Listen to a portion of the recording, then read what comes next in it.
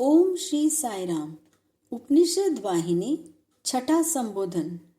बृहदारण्यकोपनिषद। बृहदारण्यकोपनिषद शुक्ल चंद्र शाखा के अंतर्गत है। इसके 6 अध्याय हैं, जिनमें तीसरे तथा चौथे अध्यायों को छोड़ शेष चारों अध्याय कर्मणा उपासनाओं का समुचित वर्णन करते हैं। तीसरे तथा चौथे अध्यायों में याज्ञवल्क्य ने राजा जनक को आध्यात्मिक तत्व का उपदेश किया है। इनमें याज्ञवल्क्य के आध्यात्मिक ज्ञान वैभव का पूर्ण परिचय मिलता है।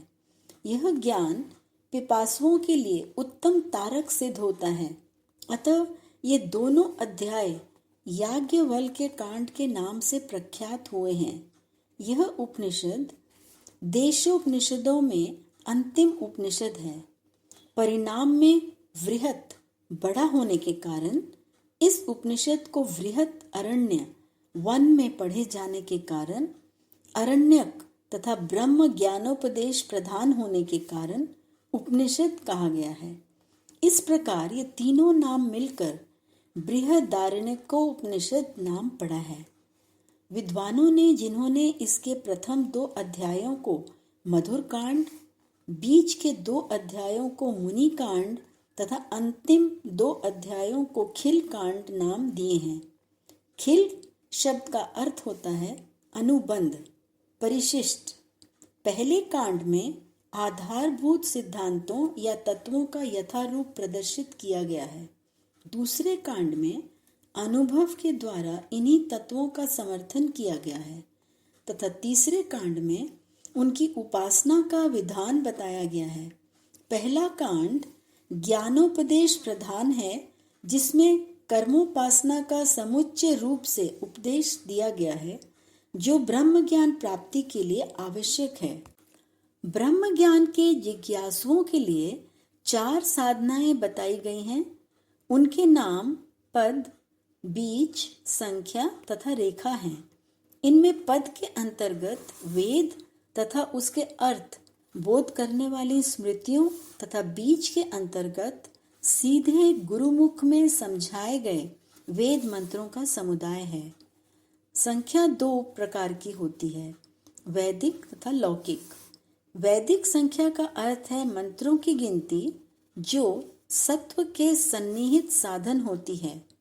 लौकिक संख्या सारे संसार प्रपंच के व्यवहार तथा समस्त लोगों के अनुभवों से सिद्ध होती है। रेखा भी संख्या के जैसे 2 प्रकार की होती है, वैदिक रेखा तथा लौकिक रेखा।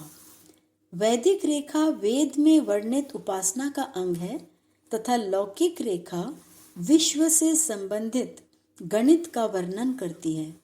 मधुर कांड ब्रह्म तत्व का है, जिसमें शास्त्रों के प्रमाणों का मुख्य आधार मानकर तत्व विषयों व सिद्धांतों का वर्णन किया गया है।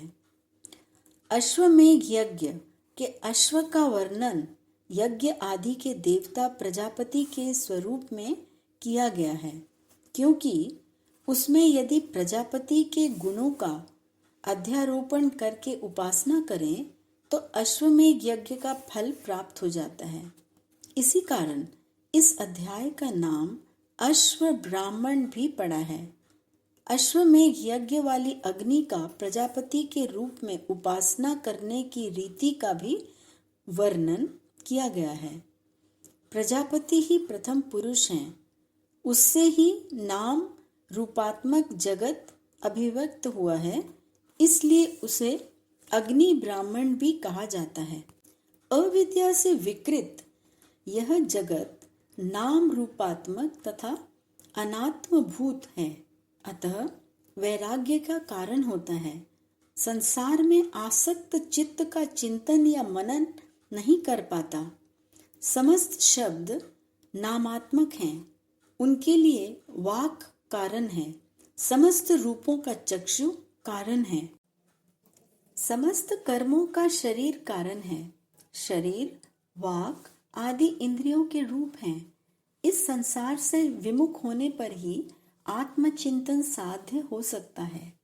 प्राण, इसके आधार स्वरूप शरीर, विविध ज्ञानों का तथा साधनों का जो स्थान स्वरूप है, वह बुद्धि आकार के द्वारा मिलने वाला बल, उस ज्ञान से मिलने वाला फल आदि इसमें वर्णित हैं। सहस्त्रों पुष्पों के रसों के संग्रह से जैसे शहद बनता है, वैसे ही इस जगत का सर्वभूतों के मिश्रण से निर्माण हुआ है।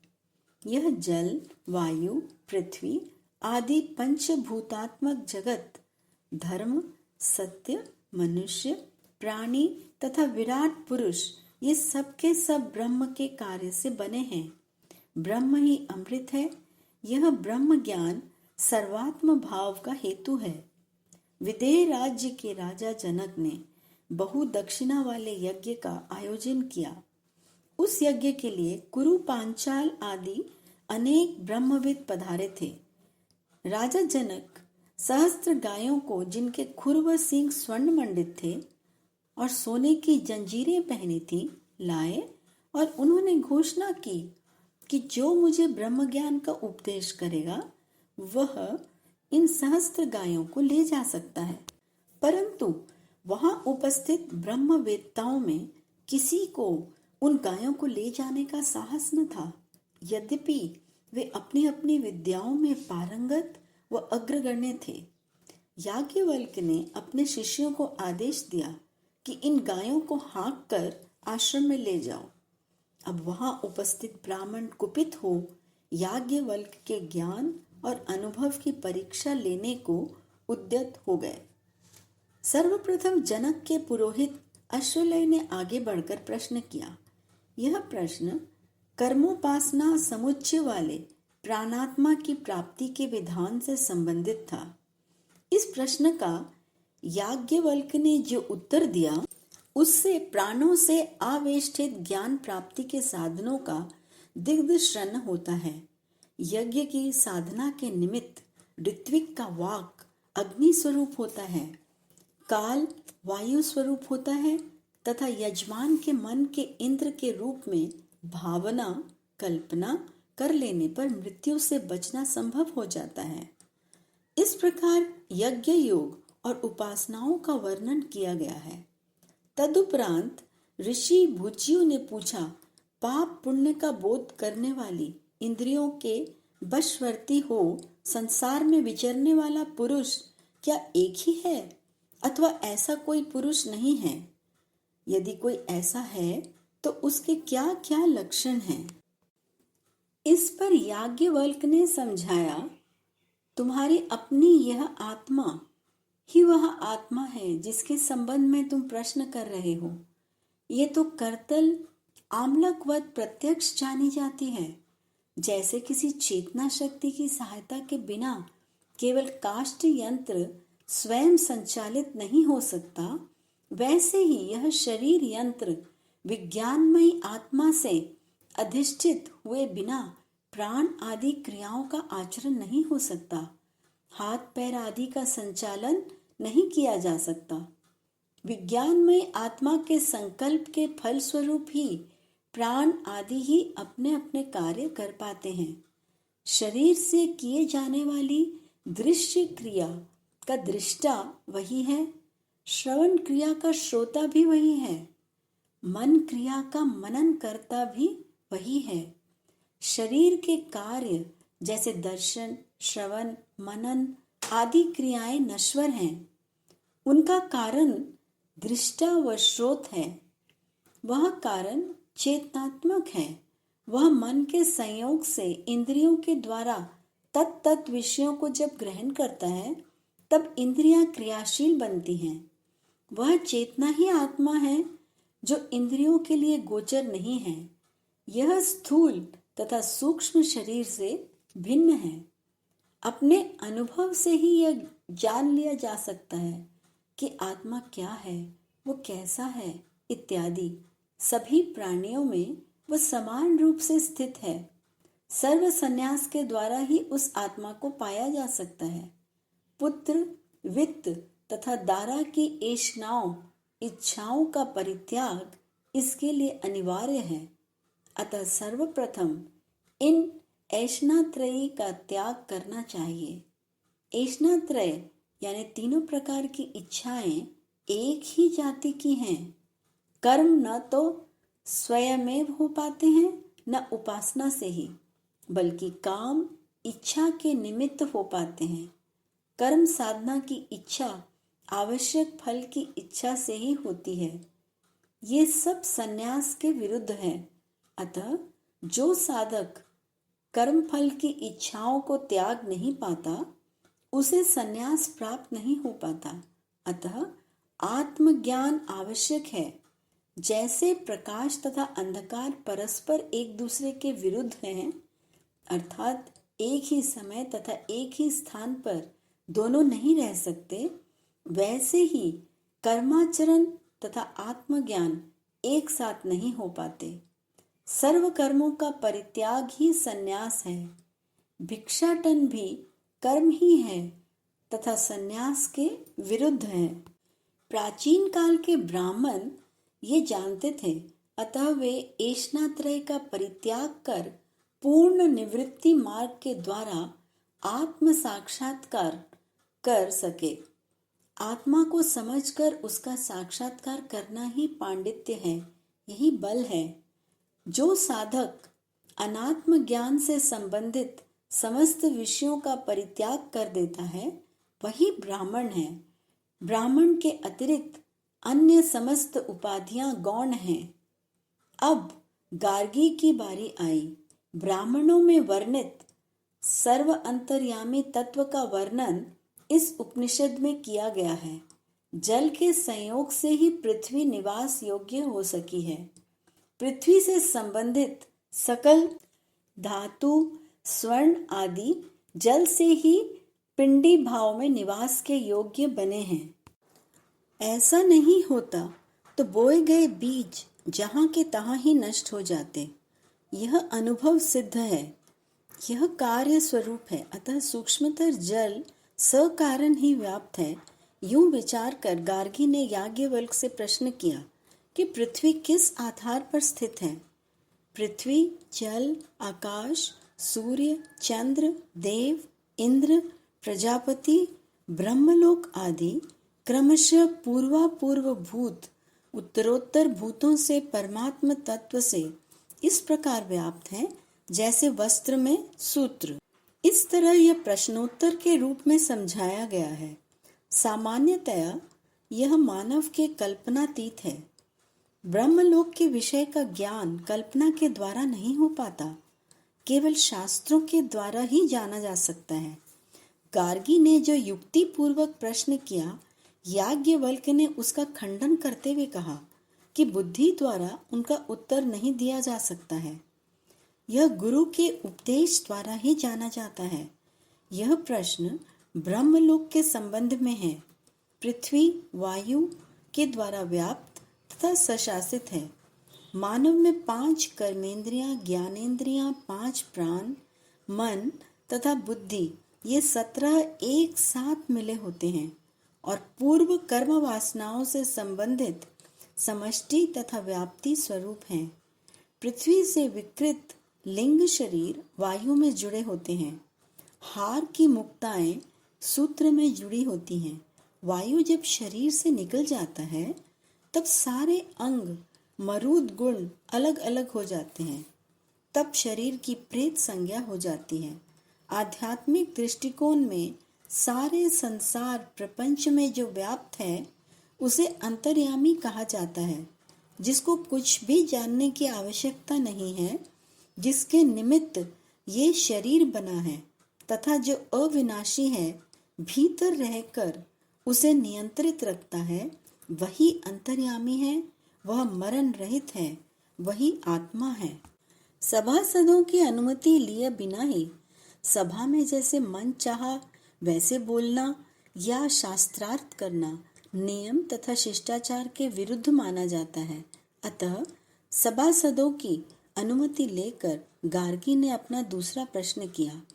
वह प्रश्न ये था कि भूत, भविष्य, वर्तमान तीनों कालों में व्याप्त रहने वाली सूत्रात्मा इस द्वंद्वमय जगत में किससे व्याप्त है। गार्गी का उद्देश्य था कि इससे याज्ञवल्क्य पराभूत हो जाएंगे और उनको स्वीकार करना पड़ेगा कि यह कालातीत आत्मा का वर्णन शब्दातीत है। इससे यह भी स्पष्ट है कि गार्गी को भी ब्रह्म विद्या का प्रकांड ज्ञान था तथा उस काल में ब्रह्म विद्या के क्षेत्र में स्त्री पुरुष में कोई भेद नहीं था। याज्ञवल्क्य ने उत्तर में बताया कि अव्याकृत आकाश से और इस प्रकार अपने को उस परिस्थिति से बचाया। इस पर गार्गी ने दूसरा प्रश्न पूछा कि आकाश किससे व्याप्त है। याज्ञवल्क्य ने भी इस प्रश्न का उत्तर बड़ी ही बुद्धिमानी से दिया। उन्होंने बताया कि वह अनिर्वचनीय है, वह भूत भविष्य तथा वर्तमान तीनों कालों से परे है, उसका वर्णन किया नहीं जा सकता।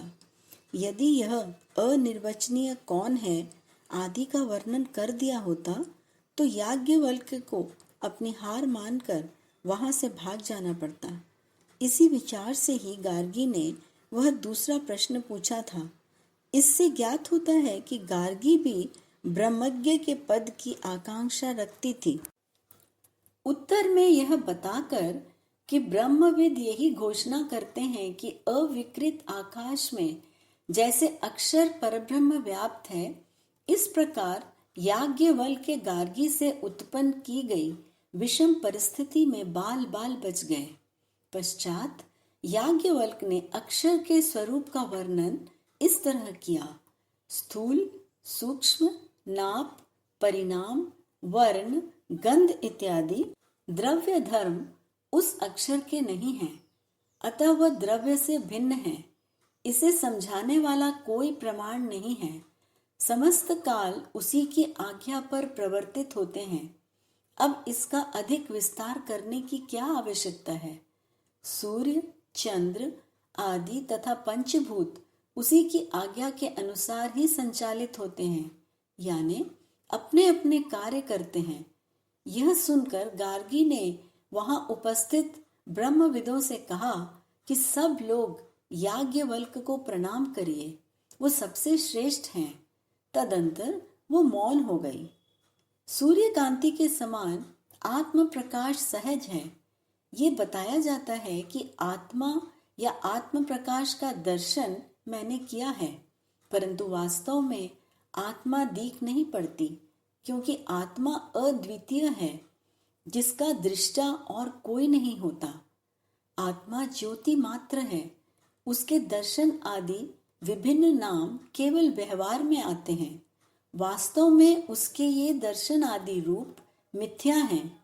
आत्मा अवयव रहित है, अतः उसके दर्शन आदि की कल्पना करना असंभव है। ब्रह्मानंद, परमानंद इत्यादि अन्य आनंद विषयेंद्रिय कारण संभव होते हैं, अतः ये आनंद भी अनित्य है। अन्य समस्त आनंद ब्रह्मानंद के ही अंश हैं। मनुष्य के आनंद से लेकर ब्रह्मानंद तक समस्त आनंद एक से एक बढ़कर हैं। ये सब परमानंद की तुलना में तुच्छ और निम्न हैं। परमानंद की अवस्था में मान तथा अपमान आदि भावनाएं ही नहीं होती। इस प्रकार जो कुछ भी ज्ञात है उसे याज्ञवल्क्य ने राजा जनक को श्रद्धा तथा उत्साह पूर्वक बताया। शरीर अपने पूर्व अनुभवों के अनंतर ऐसे ही बिगड़ जाता है जैसे वृक्ष में उत्पन्न फल सड़ने लगता है। जब शरीर यूं बिगड़ जाता है तब जीव दूसरे शरीर में प्रवेश करता है। शरीर से निकल जाने पर पुरुष की वाक शक्ति समस्त इंद्रियां उसके साथ ही साथ निकल जाती हैं। श्वास ऊर्ध्व गति को प्राप्त होता है। मरण काल में वाक आदि समस्त इंद्रियां उपसंहृत हो जाती हैं, परंतु आत्मा उपसंहृत नहीं है। पुण्य कर्मों से पुण्य तथा पाप कर्मों से पाप मिलता है। समस्त पूर्व वासनाएं नवीन शरीर की उत्पत्ति का कारण होती हैं। विज्ञानमयी यही आत्मा नूतन शरीर को देख अपने पूर्व शरीर को छोड़ देती है, परंतु आत्मज्ञानी में शरीर की उत्पत्ति के कारण स्वरूप काम इच्छा नहीं होते, अतः शरीर से उसका कोई संबंध नहीं रहता। इस शरीर से उसे कोई प्रयोजन भी नहीं है, वह शरीरी भी नहीं होता। ज्ञान मार्ग ही ब्रह्मविद का अपना मार्ग होता है। कर्माचरण प्रधान व्यक्ति तपस्या मार्ग अपनाते हैं। आत्मज्ञानी में अल्प भी कामना नहीं होती, अतः मानसिक संताप उन्हें नहीं होता। ये लोग ही विश्वकर्ता हैं।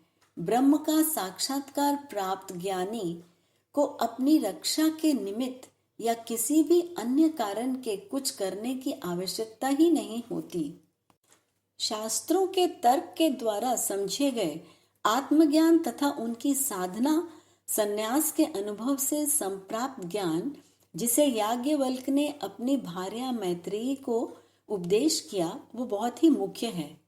समस्त सांसारिक प्रापंचिक वस्तुओं को तथा इंद्रियादि पदार्थों को मनुष्य को स्वप्न समझना चाहिए।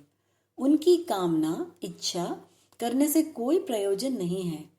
केवल एक आत्मा ही परम प्रेमास्पद है। आत्मा के कारण ही अन्य समस्त पदार्थ प्रेमास्पद होते हैं। आत्मा को जो जान लेता है वो सब कुछ जान लेता है। समस्त कार्य कारण में लय हो जाते हैं। जैसे समस्त जलों का गम्य स्थान समुद्र ही होता है, वैसे ही समस्त रसों का रसनेन्द्रिय जिह्वा, रूपों का चक्षु, शब्दों का श्रवण तथा संकल्पों का मन गम्य स्थान है। इस प्रकार सारा जगत ब्रह्म में लय हो जाता है। याज्ञवल्क्य ने भुजयु के प्रश्न के उत्तर में अपने ब्रह्मांड निर्माण के ज्ञान को व्यक्त किया है। गार्गी के 2 प्रश्नों के उत्तर में मुख्यतः साक्षात परोक्ष ब्रह्म का स्वरूप समझाया है। शाकल्य ब्राह्मण में उन्होंने अपनी विद्या के वैभव का सुंदर परिचय देकर श्रोताओं के मन को आश्चर्यमग्न कर दिया है। जनक की सभा में उठे प्रश्नों के उत्तर बड़े ही सामर्थ्य पूर्वक देकर विजय वैजयंती ग्रहण की तथा जनक को अपने उपदेशामृत से पुनीत कर दिया। चालाक भुजयु का सामना कर उनके विषम प्रश्नों को तथा गार्गी के 2 प्रश्नों को अपनी सूक्ष्म बुद्धि से ग्रहण कर उसके उपयुक्त उत्तर दिए। जनक की शंकाओं को दूर कर उन्हें निश्चित ज्ञान दिया। जनक की सभा में गार्गी के माध्यम से अपूर्व योग्यता पत्र प्राप्त कर पंडित कुल के गौरव मुकुटमण बने। यों जहां कहीं भी याज्ञवल्क्य परिचित होते हैं, वहां अपनी योग्यता की छाप छोड़ते ही जाते दिख पड़ते हैं।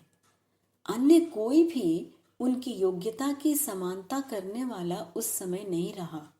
इसके पूर्व जिन विविध आचार्यों ने विशेष उपदेश दिए थे, उनकी योग्यता के आधार पर याज्ञवल्क्य की योग्यता का मूल्यांकन कर तथा उनके उपदेशों की यथार्थता को समझ जनक ने बड़ी प्रशंसा की है। ये जानकर कि अब यहाँ अपने करने योग्य कोई कार्य नहीं है, याज्ञवल्क्य ने संन्यास लेने का निश्चय किया। उन्होंने अपनी धर्मपत्नी मैत्रेयी के संबंध में यह जानकर कि अब वह भी ब्रह्म चिंतासक्त है, उसे भी ब्रह्म ज्ञानोपदेश दिया। मालूम होता है कि उन दिनों में स्त्रियां भी आत्मोपदेश योग्य मानी जाती थीं। जय साईं राम।